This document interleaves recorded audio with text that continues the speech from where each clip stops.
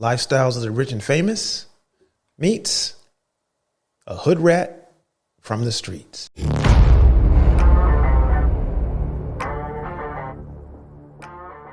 Welcome back to the channel, everyone.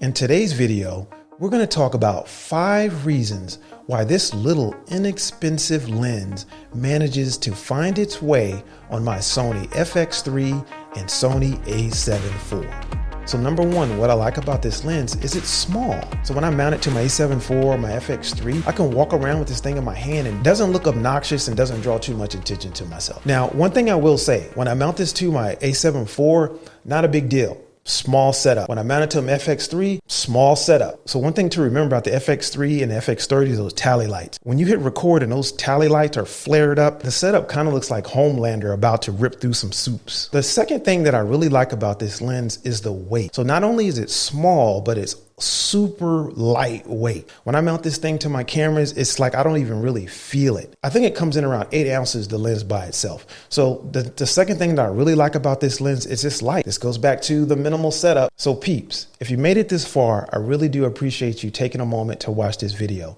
If you find this information useful or entertaining or in any kind of way, please consider giving it a thumbs up and a like, or maybe even giving me a subscribe. For everyone that has subscribed, I really appreciate that kind gesture. And also for adding comments below, because I really like talking shop with other people that have the same interest as well. So with that being said, let's go ahead and get back to the video and let's touch on 4 and 5. Number 4, the 4th thing that I really like about this lens is the metal lens mount. Tamron didn't have to do that either at this price point, but they did. So to be honest with you, in the past, I didn't truly understand the importance of a metal lens mount until I had a plastic one. I had a plastic lens mount and that thing was straight trash. I have a Canon lens that has a plastic lens mount, and it's almost like you're playing rock, paper, scissors with your lens and your camera body. With the lens being paper and the camera body being scissors. Scissors cuts paper every time.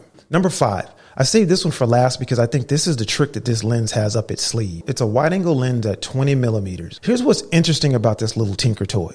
The minimum focus distance. You can get ridiculously close to things that you're trying to record, almost to the point that you're bumping into it. That's how close you can get. The specs on the lens state that the minimum focus distance is 4.3 inches. With my caveman style test and a ruler, I think it even gets closer than that.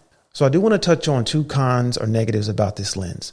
Number 1, it's noisy. This is not a lens you're going to be able to use and sneak up on somebody. This thing makes a lot of noise. It's not obnoxious, but it's just there. So at this price point, I don't want to ding it too hard, but it is noisy. The other negative or con about this lens is the focus ring. It's not notchy by any means, but it's not buttery smooth either.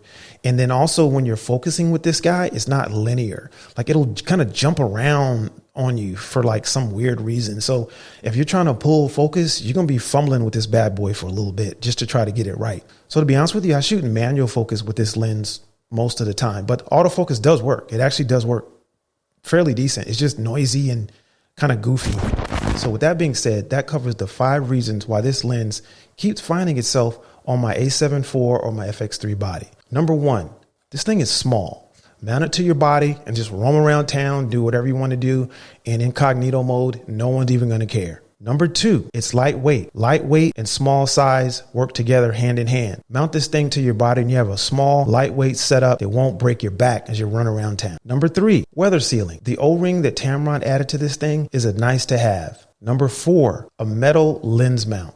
A metal lens mount and an O-ring is a 1-2 punch to help keep dust and other crud out of your sensor. Number 5, the focal range. This is a 20 millimeter wide lens, but it has that trick up its sleeve with that minimal focus distance.